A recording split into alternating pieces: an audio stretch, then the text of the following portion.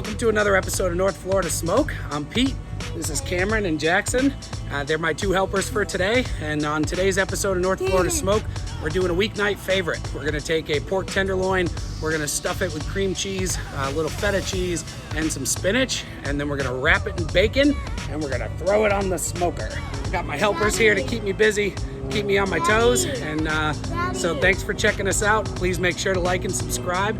Haven't done a video in a little while, but we're back on the horse here, and hopefully we'll have some new content for you coming up soon. So I'm gonna go ahead and get inside, get this pork up and running, and so we'll see you in the kitchen. And boys, you ready? Say, let's do this. Yes, let's do it. All right. All right, so let's go ahead and run you through the ingredients that we're gonna be using here today.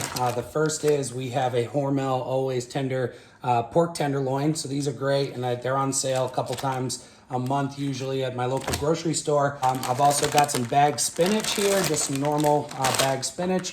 We've got a pound of bacon. We're gonna be working with some feta cheese today, and also a package of cream cheese. Okay, got my pork tenderloin out of the package here. There's kind of a little juice in the package, so I rinsed it off and patted it dry. And then what I'm gonna kind of do before I start filleting it open is I'm just gonna take off some of this kind of fat and sinew stuff that's hanging around here, just because I don't really want to deal with that later, and it's not going to taste very good, and so I want to just go ahead and remove it. And what I'm going to do, let's turn my cutting board a bit here, is I'm going to kind of lay it down, and almost like a fish, I'm going to try to go right in half, right? But I don't want to go all the way through. So what that's going to allow is when I open it up, it's going to give me a nice pocket on the inside there, right? And what I can even do as well is kind of cut down towards the left side and just allow that to kind of open up a little bit more. So I really want this thing to flatten out as much as I can, and you can see I can kind of create a little bit more here by just using this natural fold and kind of just opening that up a little bit, and I can really do that on both sides. And then I'm gonna get something to cover this up with in my tenderizer, and we're gonna kind of pound that out a little bit. Right, so I've got this on here, I've got a plastic bag over the top, and I'm really just gonna use that so that the dimpled side of this meat tenderizer doesn't kind of spread pork all over my kitchen. So we're gonna kind of just pound this out a little bit. And now I'm gonna just set this off to the side to rest while I create my filling, and for that we're gonna be getting out the food processor. Okay, so I've softened up the cream cheese. It's gonna make it a little easier for that to bind together with my spinach. So what I'm gonna do here is I'm gonna put the cream cheese in to the food processor, and then to that I'm gonna add my spinach. I'm just gonna kind of rough this, rough estimate. I'm gonna kind of just stuff some in here. Probably gonna end up being around 3 cups or so. And I want this thing pretty chunky. You really don't want it super smooth, because the creamier it is, the easier it is for it to just kind of, flow right out of the pork.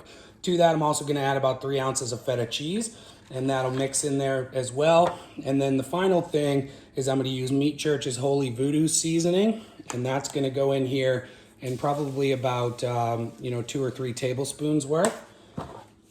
We're gonna put this over the top and just start pulsing it. Now we can kind of set this aside for a minute. We'll work on our bacon wrap, and then we'll get this thing stuffed and tied. The last step here before we start stuffing this thing up is we have to get our bacon prepped. So the easiest way I have to do that is to lay out some foil. So that way, once it's all laid on there, you can actually put the pork right onto it, put the stuffing on, and then use the foil almost like a sushi roller to be able to put it all together. So what I'm gonna do here is I'm gonna do a bacon weave. So what that's gonna do is just start on the end here, and I'm just gonna line up, kind of overlapping almost a little bit so that there's no gaps, trying to keep these pieces of bacon as intact as possible. And now what we'll do is we'll take every other piece and we'll fold it to the middle. And we're gonna kind of go to the middle and work our way out. So we'll take every other piece and we'll fold it up. We'll take another piece and we'll lay that down. And then we're gonna fold these down over it.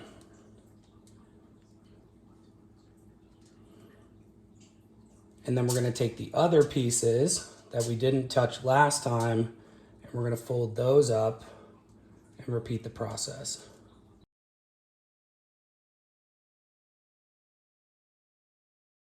All right, so now we've got our bacon weave built. We're gonna take our pork. We're gonna lay that down on one side of this bacon weave. And we're gonna kind of just try to push up the end a little bit because it's a little thinner and you don't want that to get burnt. So we're gonna have this kind of right at the end of the bacon, maybe a little bit of overhang here. And then we're gonna work on getting this thing stuffed. So our pork is laid out on our bacon.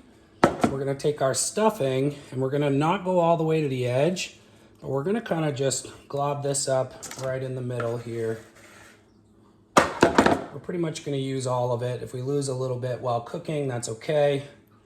And we're gonna kind of just, smooth this out onto the pork here. So we got the stuffing on, we got the pork resting on the bacon, and now what we're gonna do is start rolling it up.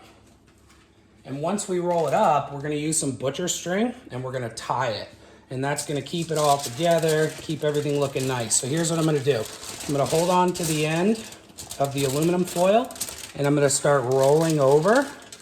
And I'm gonna kind of go up so that I can fold this over and tuck it in. So I want this thing almost like a sushi roll to kind of be tucked down so that I've got some edge to the bacon here. And then when I pull it, right, I've got most of that stuffing in there. So now I'm gonna kind of use my fingers to tuck the rest of it in as much as I can.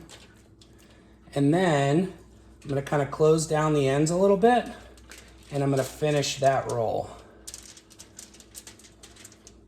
I'm gonna use the same piece of tin foil and what I'm gonna do is make a loop on one end.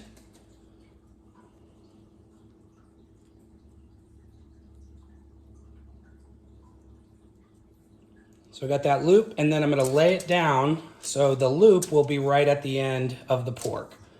And if I can, I'm gonna try to tie it right on the seam so that it'll hold that all together.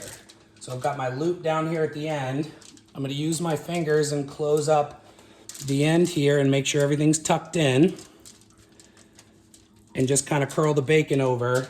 And then I'm gonna take my string and I'm gonna go right down Broadway. So we're going right over the top and we're gonna go through that loop and pull that tight. And kind of where it naturally stops as you pull it up, that's where we're gonna start wrapping. So what I wanna do is kind of cinch up here and then go up through this to hold it in place. So we're kind of hitching that down. And now I'm gonna carefully roll this and I'm gonna start tying it together. So I'm gonna come up here where this joint is and I'm gonna go under and then around. And then I'm gonna keep that open with my finger here. I'm gonna close that loop. So now this will tighten down on itself. And now that's a good anchor point here. I'll take my scissor and just cut that off. So I'll consider this my top and then we're gonna start seasoning this. So I'm gonna liberally apply this Meat Church Holy Voodoo and I'm gonna go all over and get this thing all seasoned up. This thing we're gonna cook kind of low and slow till it gets up to about 100 degrees or so. And then once it gets to 100 degrees internal, I'm gonna crank up the heat and I'm gonna make sure that that bacon cooks on the outside. So the next time you see this thing, we will be out at the smoker and getting it thrown on. So for today's cook, we're gonna be using our Teq 380 Bullseye. This is an awesome little cooker. I also have the Teq 700, but that's kind of a different grill, different smoker for a different job. This thing is awesome as far as cooking chicken, burgers, steaks, reverse searing. It'll smoke, it'll grill, kind of do anything with it. I've made pizza in it. So love this grill. It's made by Teq. It's their 380 Bullseye. Kind of the same setup that you'd find in a Weber kettle grill. So this thing gets very hot. It'll get all the way up to 750 degrees in what they call riot mode. But it runs very well in the 200, 220 range if you want to use this thing as a smoker. All right, folks, we're out here on the patio. The smoker's getting right up to about 220 degrees. So I'm gonna go ahead and get this baby on. All right, so I've got my pork on the grill, sitting tight, and I put the probe into the thickest part of the meat there. Just kind of curled up the edges of my foil here. It's still gonna be allowed to get a whole lot of smoke, and it'll catch anything that tries to seep out. So hopefully I did a good job with the bacon weave. We won't have too much of that. All right, folks, so we're getting right up close to about 100 degrees internal temperature on our pork tenderloin. And I'm gonna go ahead and get this thing turned up now, but before I do, just give you a little look-see on the inside here. So you can see some juices coming out, but nothing coming out in terms of the stuffing yet to this point, so that's good. And so we're gonna go ahead and close this back down, and now I'm gonna increase the temperature setting here to 325. What the increase in temperature is gonna do is it's gonna crisp the outside of that bacon, make sure it's all cooked through. I like the bacon to be crispy if I can get it there. I feel like the 325 mark is a good number to get it there over a little bit of time versus just trying to kind of sear it. So I don't get it too hot, but we're gonna get up to 325, and that's gonna put a little bit more crust on the outside of this bacon, and we'll ride it on up to just below 160 degrees, and then we'll pull it off and rest it. All right, time to take this thing off. Looking good, got a nice little crisp on there. A little bit of the filling started to come out, but that's okay. So we're gonna pull our probe out, my spatula, and I'm gonna pick this thing up, and I'm just gonna set it right on my cutting board. All right, give you a little look here. Nice and crispy on the outside, so we got all that bacon cooked. That's why we kicked it up, and as far as the temperature goes. So this thing is looking pretty perfect. Gonna let it rest for about 10 minutes. If you try to cut it any sooner than that, all the juices are gonna come running out.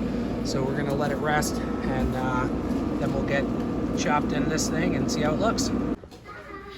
All right, here we are with the end result. Boys are running around like maniacs, and it's time for us to eat before they go to bed. So let's go ahead and get this thing sliced up. I'm gonna take the string off.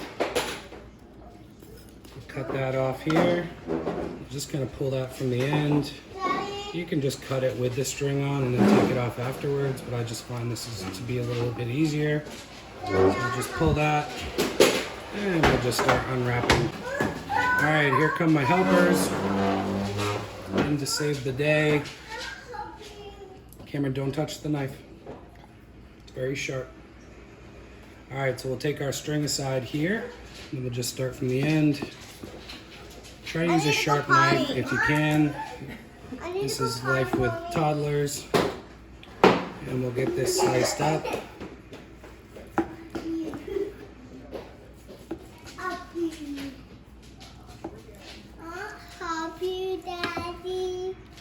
So we'll just fan this out a little bit. You can see the inside there, nice and moist. All the bacon's cooked through, and that filling looks awesome. So thanks for checking us out on another episode of North Florida Smoke. Please make sure to like and subscribe. We'll see you next time. Gotta go put some clothes on the naked 2-year-old.